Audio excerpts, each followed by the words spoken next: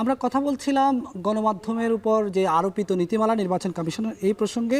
তবে এই প্রসঙ্গে আমরা যখন আমাদের অতিথিদের সঙ্গে আলোচনা করছি, আমরা একটু জানতে চাই প্রান্তিক মানুষ যারা ভোটার তারা আসলে গণমাধ্যম নিয়ে কি ভাবছেন, তাদের কি ভাবনা সাংবাদিকদের দায়িত্ব পালন নিয়ে। চট্টগ্রাম থেকে আমাদের সহকর্মী ফয়সাল করিম কথা বলেছেন প্রান্তিক মানুষের সঙ্গে।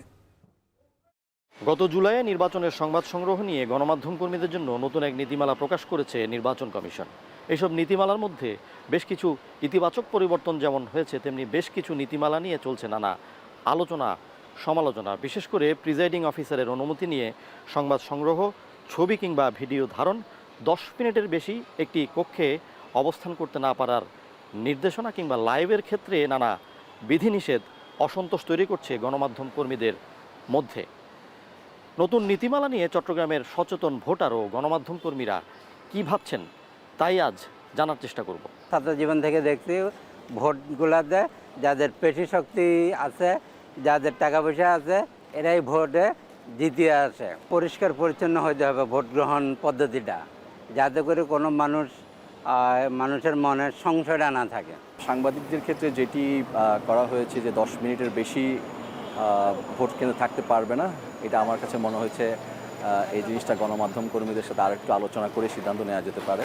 সুষ্ঠু, অবাধ ও সুন্দর একটি নির্বাচন হবে, সেটি আমরা সবাই আশা করি। কিন্তু যে নীতিমালার কথা আমরা দেখতে পাচ্ছি, সেই নীতিমালাতেই দেখা যাচ্ছে আসলে সাংবাদিকদের নিয়ন্ত্রণ করার একটি কৌশল আমরা দেখতে পাচ্ছি। প্রথমে আপনাকে নির্বাচন কমিশন একটা অনুমোদন দিবে, পরে আপনি দেখা গেল আরেকটা অনুমোদন নিতে হবে প্রিসাইডিং কর্মকর্তা থেকে। এখন ধরেন আপনি যখন গেলেন কেন্দ্রে, তখন খুবই ব্যালট বক্স চুরি হয়ে যাচ্ছে।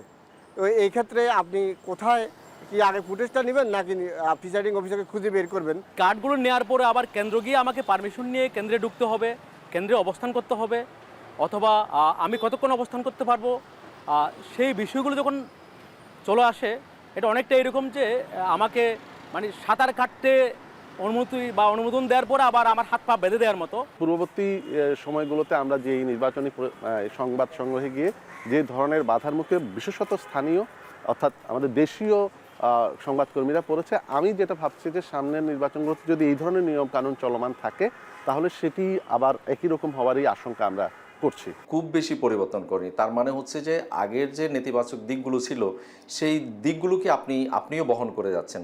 তার মানে কি আপনি একটি স্বচ্ছ নির্বাচন চান কিনা, বা গণমাধ্যম সেখানে অনিয়ম হচ্ছে বা ভালো জিনিসগুলো তুলে ধরুক, সেটা আপনি চান কিনা, সেটা নিয়ে তো অবশ্যই প্রশ্ন তোলা যায়।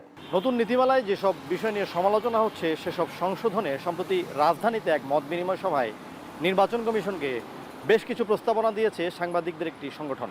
এসব প্রস্তাবনা পর্যালোচনায় ইতিবাচক সাড়া দিয়েছে কমিশন।